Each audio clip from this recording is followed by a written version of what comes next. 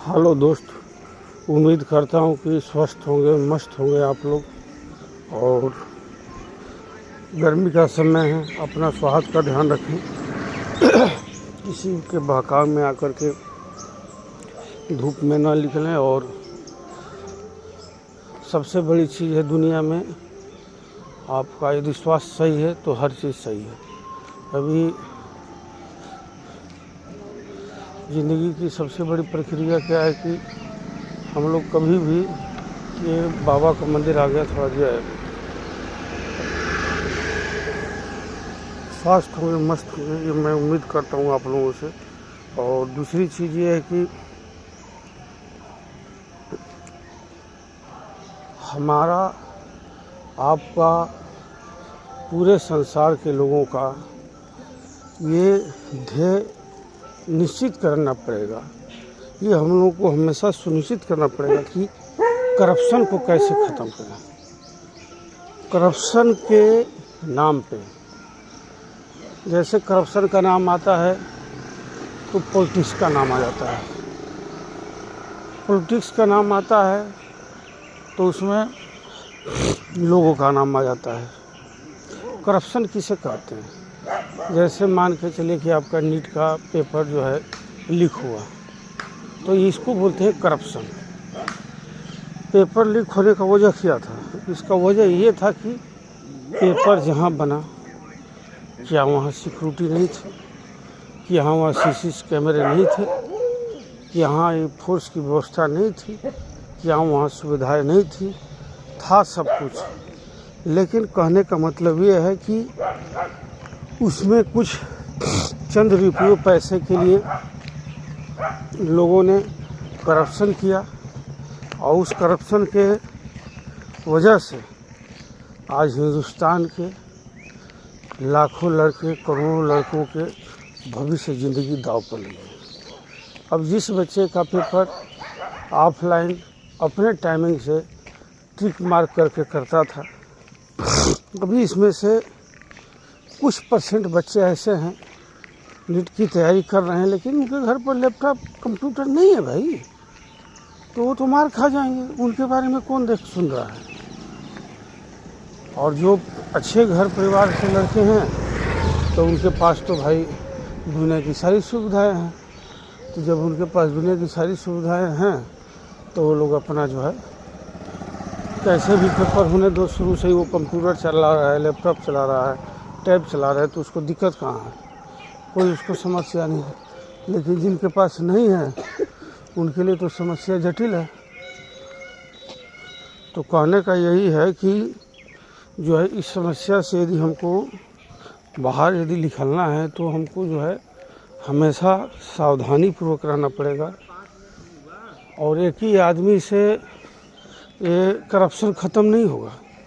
सब लोग घर में एसी चला के और न्यूज़ देख के ये सरकार वो कर रही है, वो सरकार ये कर रही है, ये सरकार ऐसे कर रही है, सरकार अभी सेना को लगा रही है, अब सेना जो है नीट का पेपर कराएगी।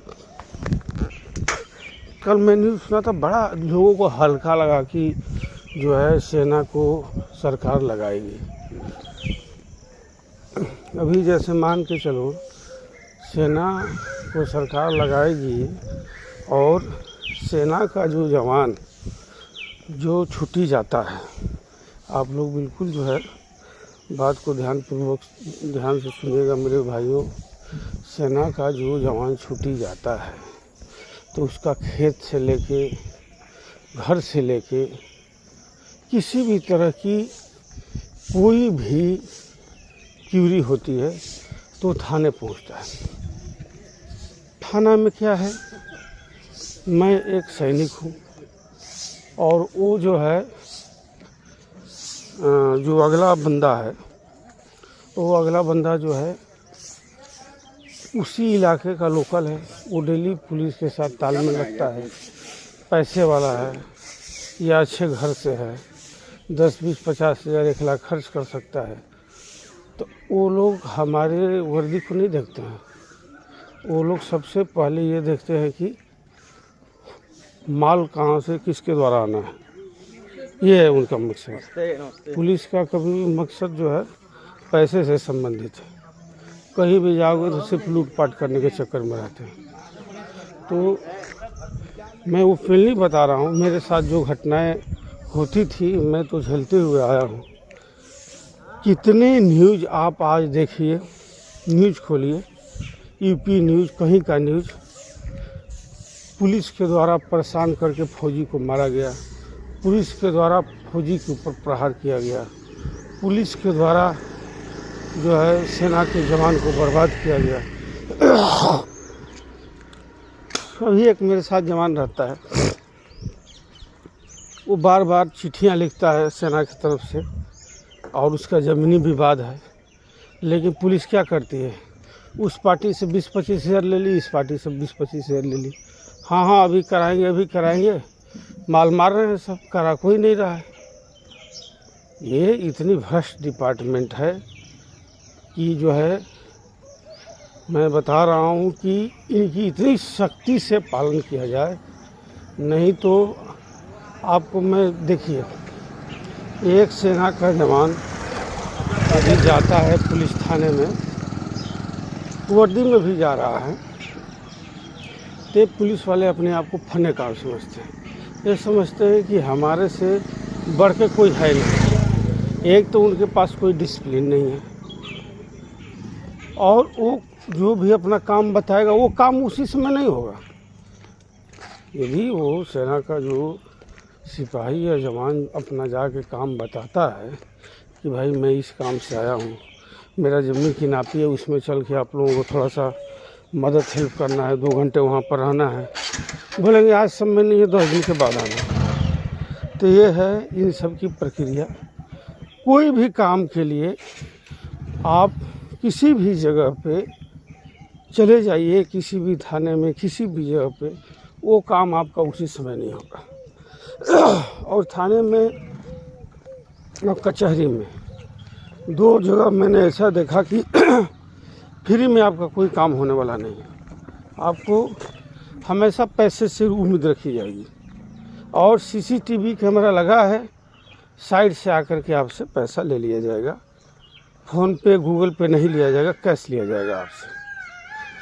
तो ये है भ्रष्टाचार। भ्रष्टाचार को ख़त्म करने के लिए, अब भ्रष्टाचार में शामिल होने के लिए, अब भ्रष्टाचार में शामिल होने के लिए भी मजबूरियां हैं। अब मान के चलिए कि एक सीधा साधा फौजी है, घर छुट्टी जाता है, बाइक ही लेके अपना जा रहा है, तो 4-5 जो है पुलिस वाले वहाँ पर खड़े थे, और मैं बाइक लेके जा रहा था। मेरे बाइक में आगे लिखा हुआ है इंडियन आर्मी। दुनिया की बाइक जा रही है, मेरा इंडियन आर्मी लिखा हुआ है। मेरे बाइक को रोक दिया, बोला कागज़ दिखाइए। मैंने सारा दस्तावेज उस सिपाही को पेश कर दिया। मेरे को बोला गया कि जो आपका नेम प्लेट है वो जो है पुराना वाला है, ऑनलाइन वाला आपका नेम प्लेट नहीं है, तो आपकी गाड़ी को हम अभी सीज करेंगे। मैंने उस सिपाही को बोला, देखो मेरे दोस्त, मेरा ऑनलाइन हो चुका है, उसका स्लिप ये है, और नेम प्लेट भी मेरे घर पर आ गया है, उसका फ़ोटो ये है। बाई मिस्टेक आज ही मेरे को लगवाना था, और आपको पता है कि हम लोगों की छुट्टी 10 दिन 5 दिन के लिए मिलती है, तो आज ही लगवाना था। बाई मिस हो गया, तो मैं आज लगवा लूँगा, और बाकी दस्तावेज तो मेरे ठीक। नहीं, आपकी गाड़ी को सीज करेंगे। फिर उसके साथ गाड़ी इधर साइड में खड़ा कर दीजिए। क्यों? अरे यार सर, रिक्वेस्ट है, कुछ ले लो, छोड़ दो, मैं लगवा लूँगा। फिर मैं उसका एक स्टार वाला था, 2 स्टार वाले थे, उनको बुलाया। मैं बोला, आप लोग के वजह से पूरी पुलिस डिपार्टमेंट बदनाम है। आप लोग बोलते हो कि यार हम लोग पाक साफ हैं, किसी से पैसा लेते नहीं, किसी से रुपया लेते नहीं, हम लोग किसी को तंग नहीं करते, किसी को परेशान नहीं करते। ये गाड़ी के आगे क्या लिखा हुआ है? बोला इंडियन आर्मी। ये कार्ड किसका है? बोला इंडियन आर्मी के जवान का। इंडियन आर्मी के जवान के पास क्या कमी है? कमी कुछ नहीं, आपने तो दस्तावेज पूरा दे दिया। तू किस लिए इनको रुका हुआ है? मैं बोला जब मैं अपना आई कार्ड दिखा दिया, उसको भी दिखा दिया एक सिपाही को, और आप आए तो मैं बोला कि ठीक है मेरे गाड़ी को छोड़िए मत आप लोग, और यहीं पर आप लोग रहिए, थोड़ा मैं मीडिया बुला के और उनके सामने मैं अपना दस्तावेज दिखाता हूँ और मेरी गाड़ी को सीज कर दीजिए। आप लोग बुला रहे नहीं नहीं नहीं, आप ही की तरह वो भी भाई सिपाही है, छोड़ो छोड़ो जाने दो इनको। मैं बोला कि आप लोगों की वजह से पूरी पुलिस डिपार्टमेंट परेशान है। ये पुलिस को अथॉरिटी किसने दे दी है भाई कि आप कहीं भी ट्रैफिक पर गाड़ी चेक कर सकते हैं? गाड़ी को चेक करने के लिए ट्रैफिक पुलिस होती है, उसका काम है गाड़ी को चेक करना। यदि यूपी पुलिस को बोल दो कि भाई आज जो है फलाना क्षेत्र से एक ट्रक निकलने वाली है जिसमें माल है, उस दिन मैं बता रहा हूँ कि परमिशन तो उनको फुल रहता है, उस दिन इतनी मोटी ये कमाई करते हैं, इतनी मोटी कमाई करते हैं कि उसका कोई हद नहीं है। और उसका वजह क्या है? जब मैं आपको बता ही रहा हूँ कि ये डिपार्टमेंट जब फौजी आदमी को नहीं छोड़ता और वही फौजी आदमी नीट की पेपर देने जा रही है, अभी बीच में कोई फौजी बंदा गलती किया तो अरेस्ट कर देते हैं, प्रहार करते हैं, रैंक नहीं देखते कि इस बंदे का रैंक क्या है।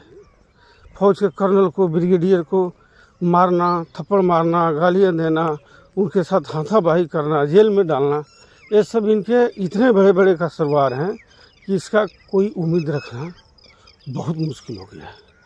तो मैं उम्मीद करूंगा सेना के सभी अधिकारीगण से, और जितने भी अच्छे अच्छे लोग जो इस धरती पर हैं, जो लोग इस धरती पर हैं और जिन लोगों के लिए देशभक्ति है, तो इस करप्शन को, भ्रष्टाचार को हर जगह से हम लोगों को ख़त्म करना पड़ेगा। एक तो एक पुलिस को पता नहीं कौन सी ट्रेनिंग दी जाती है कि ये क्या करते हैं कि तुरंत ही गाली देना, थप्पड़ मारना, डंडा मारना, वो सब काम करने जाते हैं। और जो है एक मैं बता रहा हूँ पिछले साल का, जो गांव में खेत की लेवलिंग करते हैं, तो जेसीबी से मेरी खेत की लेवल हो रही थी। मैं एक फौजी आदमी हूँ, अपना बता रहा हूँ मैं आप लोगों को। पता नहीं कहाँ से दो पुलिस वाले सिविल ड्रेस में, मैं वहीं बैठा हूँ, मेरे को नहीं बोलना जेसीबी को थाने में ले चलो। वो जेसीबी वाला ने बोला वो साहब से बात कर लो। बोला कोई साहब से बात नहीं करना, तुम थाने में ले चलो।